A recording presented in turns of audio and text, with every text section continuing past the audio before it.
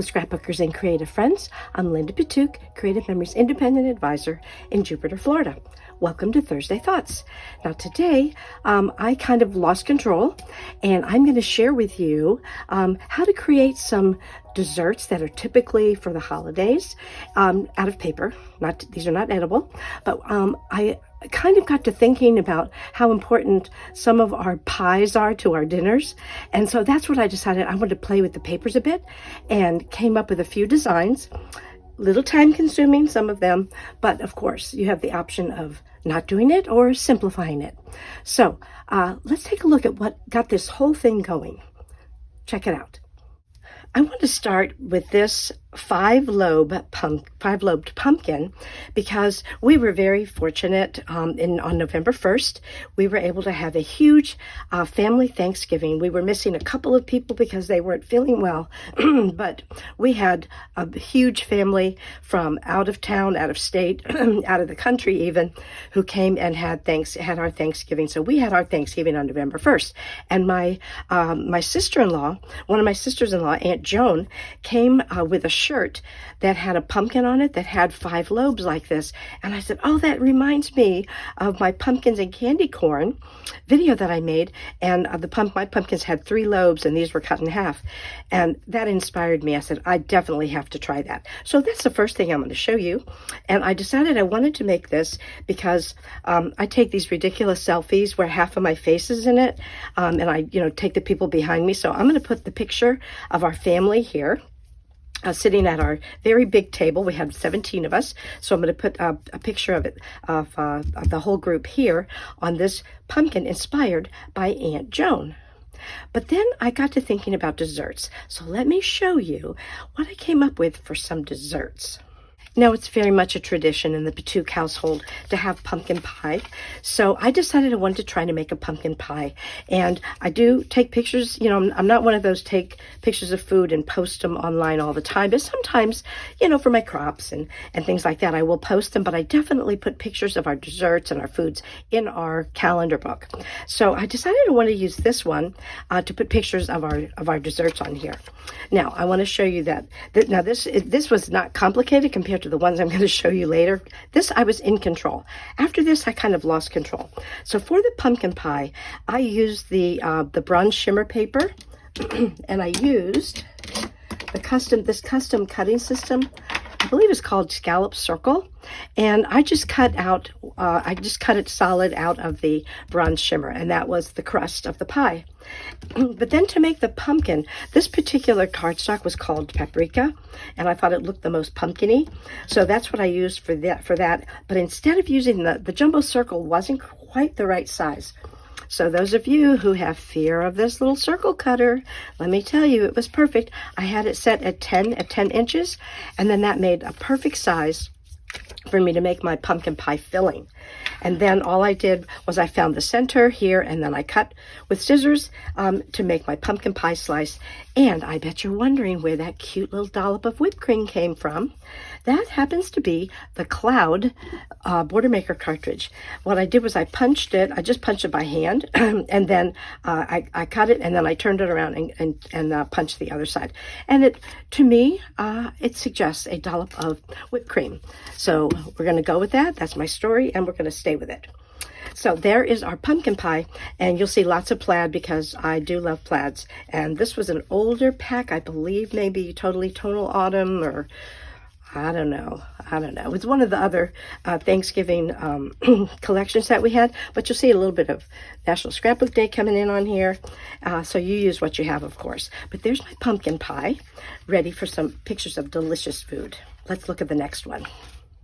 Now, I make pumpkin pie, but in our Portland family Thanksgiving, Aunt Wanda makes cherry pie. So I wanted to honor Aunt Wanda's cherry pie. So I actually used the jumbo circle with the platinum shimmer to make a base. Then I made the crust out of with that scallop circle. Get this again. This was the crust. And I just cut the outside edge. And then I decided I would get fancy with it. So then after I cut this out, it was like this. Once I cut this out, then I took that crust And again, with the circle trimmer, I trimmed it. I set it in the middle of that crust that was there, and then I cut it so that it made just the edge. Then I cut a piece of red shimmer for the base of the cherry pie, and you're not going to believe what I found to be little cherries. I was looking for a good circle. Our circle punch is too big. Those would be mammoth cherries. So I decided to use this scallop circle. And if you use the center one, granted, okay, these cherries have little frills, but I think that's okay.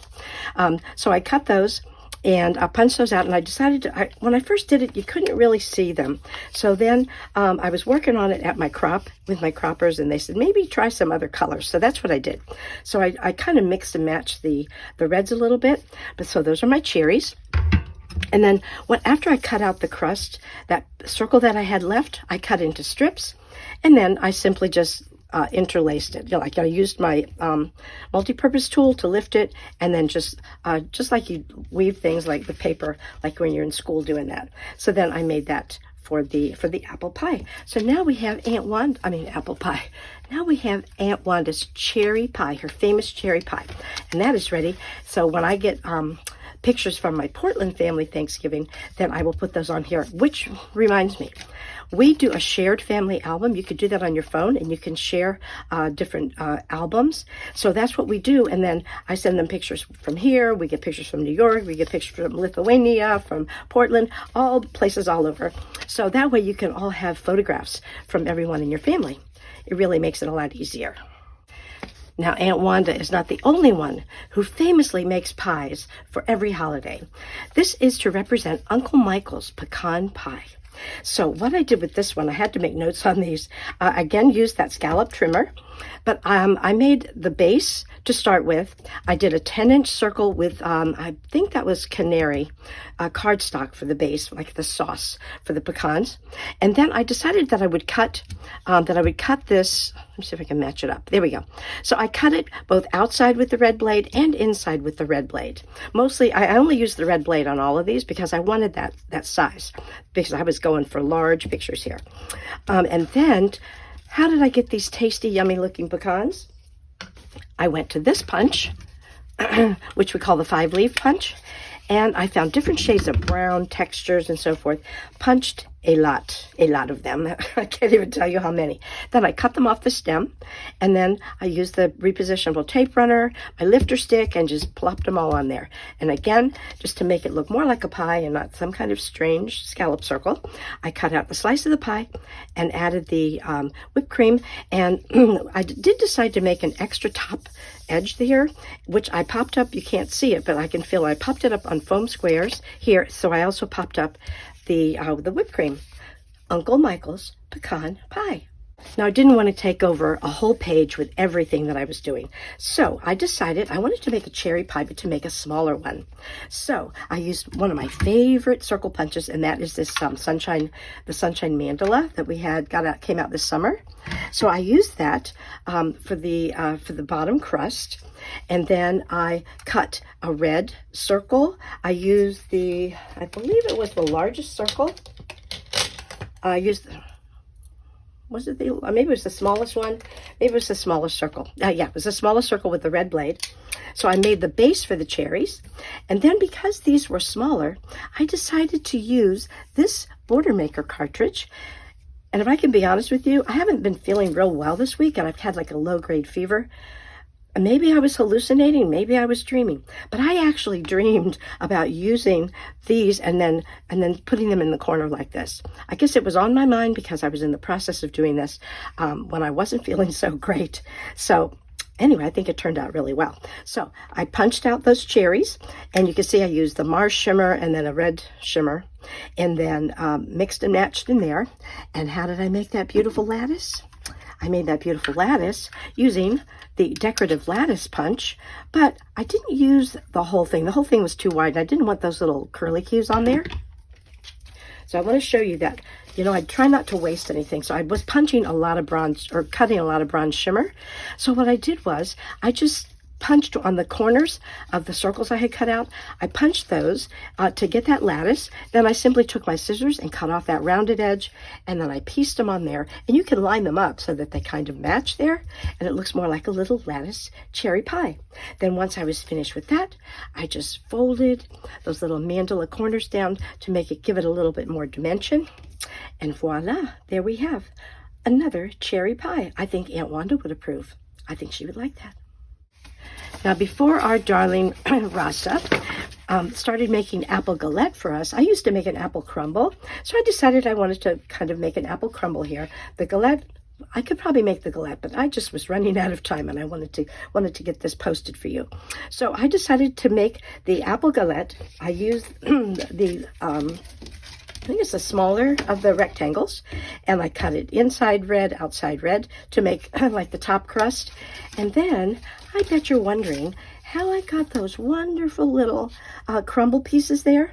That happens to be the foam from the beer stein, and I just cut it with that same. This is like a sweater. The sweater paper.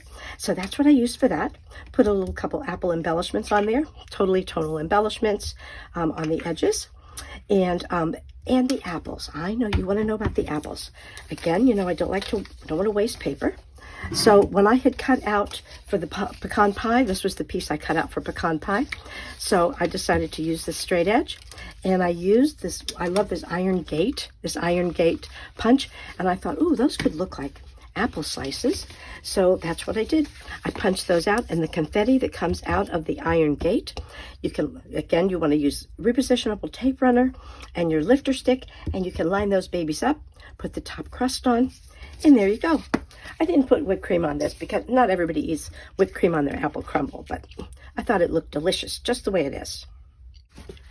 Now, I don't have a stack of borders to show you this time. So instead, I'm going to show you a combo border and a page together. So I decided I didn't want everything to be giant. The crumble was, the little cherry pie and the crumble were a step in the right direction, but I decided I wanted to make little pumpkin pies. So I went back to this 3-in-1 punch that I had used for the center for the cherries. And I made a note to myself. So for the bronze shimmer, that would be the crust, I used number 1. And for the orange pie filling, I used number 3. The whipped cream, you probably guessed it, is the foam, white shimmer, the foam from the beer stein. So that worked out perfectly on here. And just to make it look a little bit more like pie, I decided to cut some in half, cut some little wedges out of there so that it would all come together. Then I used this is a photo mat, and I put another mat on top of it because I don't know about you, but the minute pumpkin spice anything is out there, I go for it. One of my brothers does not understand all the pumpkin spice fascination, but most people I hang out with adore pumpkin spice.